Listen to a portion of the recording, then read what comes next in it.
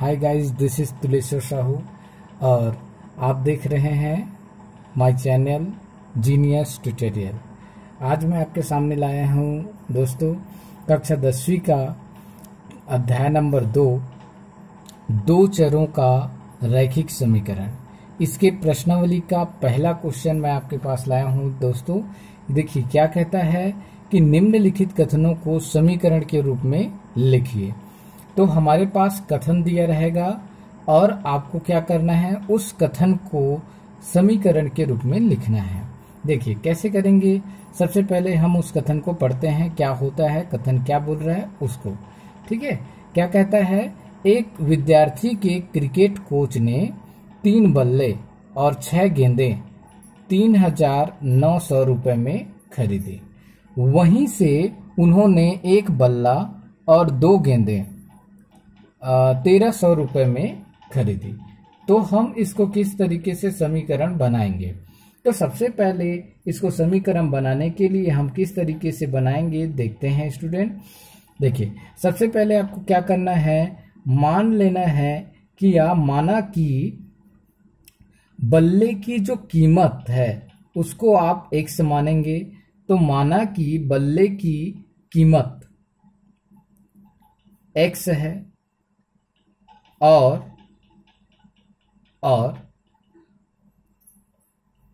और गेंद की जो कीमत है, गेंद की कीमत y है। जैसे हम लोग कभी भी कोई भी चीज लेते हैं तो हम क्या करते हैं, पहले हम लोग ये सोचते हैं कि उसकी कीमत कितनी है वो पूछते हैं। जैसे मेरे को पेन ही लेना है, तो मेरे को 1 पेन लेना है या 2 पेन लेना है, तो मैं पहले इन दोनों पेनों की कीमत पूछूंगा। तो दोनों पेनों की कीमत पूछने के बाद मेरे को बोलता है कि ये 5 रुपए का है और ये भी 5 रुपए का है, ऐसा बोला जाए तो मैं क्या करूंगा कि 5 और 5 मतलब 5 का ही 2 के साथ गुणा कर दूंगा। तो मैं बोल दूंगा कि 2 गुणित 5। तो ऐसा बोल दूंगा कि मेरे को जितना पेन लेना है उसके साथ मैं क्या कर दूंगा, गुणा कर दूंगा। जैसे कि मैंने बोला पेन को मैंने लिया फिक्स, एक पेन की कीमत 1 को फिक्स कर दिया और जितना पेन लेना है उसका मैं मल्टीप्लाई कर दूंगा। वैसे ही यहाँ पे क्या है, बल्ले की कीमत कितनी है, कीमत कितनी है, x है और हम कितने बल्ले ले रहे हैं, 3 बल्ले। तो हम क्या करेंगे, यदि हमारे पास एक बल्ले की कीमत x है तो 3 बल्ले की कीमत कितनी होगी, 3 का x के साथ मल्टीप्लाई करेंगे। तो हम यहाँ पे लिखेंगे 3 बल्ले की कीमत, 3 बल्ले की कीमत बराबर हम लिखेंगे 3x। और वैसे ही क्या करेंगे, 6 गेंद की कीमत। देखिए एक गेंद की कीमत क्या है, हमने y माना है। क्या माना है, एक गेंद की कीमत y है ना। वैसे ही यहाँ पे 1 बल्ले और 1 गेंद बोलेंगे। तो एक गेंद की कीमत y माना है और हमने कितना गेंदे यहाँ पे ले रहे हैं, 6 गेंदे ले रहे हैं। तो 6 गेंदे की कीमत कितनी होगी उसको हम लिखेंगे। तो 6 गेंद की कीमत बराबर 6y, 6 का मल्टीप्लाई कर देंगे, है ना। अब दोनों का मेन क्या है, दोनों को जोड़ेंगे तब कितना रुपए देगा, तो कितना रुपए हमको देना पड़ेगा, तो कितना रुपए देना पड़ेगा, 3,900 रुपए देना पड़ेगा। ठीक है, तो हमको ये जो है इतना रुपए के हिसाब से इतना रुपए देना पड़ेगा। कितना रुपए, 3,900 रुपए। तो हम क्या करेंगे, प्रश्नानुसार हम लिखेंगे कि 3 बल्ले और 6 गेंद की कुल कीमत, है ना, 3 बल्ले और 6 गेंद की कुल कीमत कितनी है। देखिए कुल कीमत कितनी है, हमारे पास है 3,900 रुपए। तो हम क्या करेंगे, ये 3 बल्ले की कीमत को हम लिख लेंगे, यहाँ कितना रुपए है, 3x। वैसे ही 6 गेंद की कीमत कितनी है, 6y, है ना, या 6y।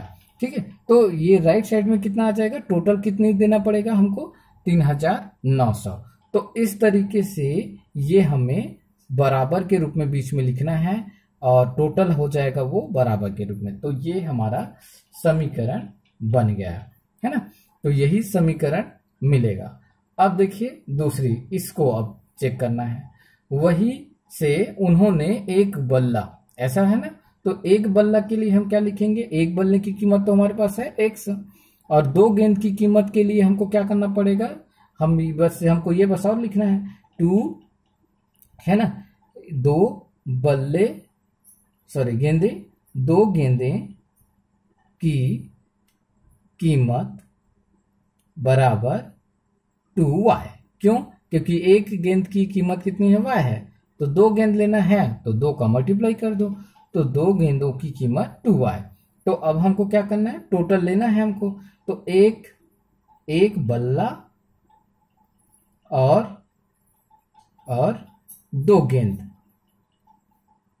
गेंदे की कुल कीमत कितनी है, 1300 रुपए। ये भी पूरा रुपए के रूप में लिखा जाएगा। तो ये टोटल कितने होंगे, एक बल्ले के लिए हमने तो लिखा है x, तो यहाँ पे x लिखेंगे, और की वजह से यहाँ पे प्लस, और 2 गेंदों की कीमत के लिए 2y, तो यहाँ पे 2y बराबर 1300 रुपए। तो ये हमारे पास समीकरण बन जाएंगे। ठीक है, तो इस तरीके से आपको ध्यान रखना है स्टूडेंट। और आगे मैं नेक्स्ट क्वेश्चन पे डिस्कस करता हूं, है ना। सेकेंड क्वेश्चन है आएगा, सेकेंड क्वेश्चन में देखता हूं,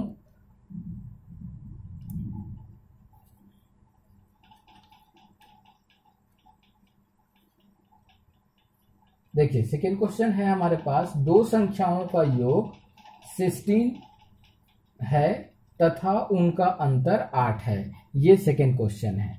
2 संख्याओं का योग 16 तथा उनका अंतर 8 है।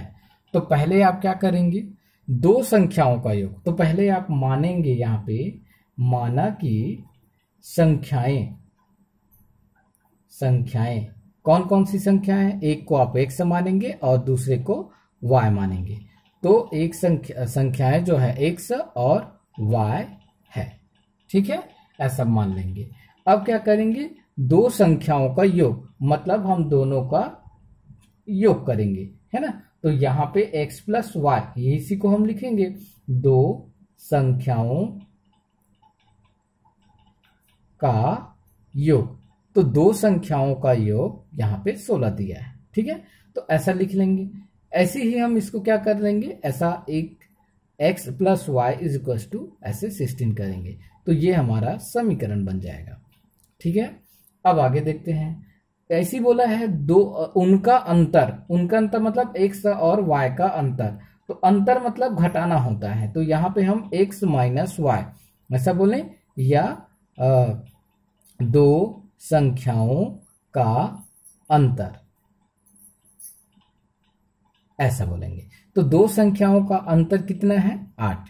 तो ऐसे इसको लिखेंगे कैसे, x minus Y is equal to 8। तो ये इस तरीके से हमको समीकरण बनाना होता है ना। तो आई होप आप सभी को समझ में आया होगा। तो यदि मेरा वीडियो आपको पसंद आया होगा तो प्लीज लाइक, शेयर और सब्सक्राइब जरूर करिएगा, और साथ ही बेल आइकन के बटन को प्रेस कर दीजिएगा ताकि आपके पास मेरा सबसे पहले नोटिफिकेशन पहुंच सके। Thank you student.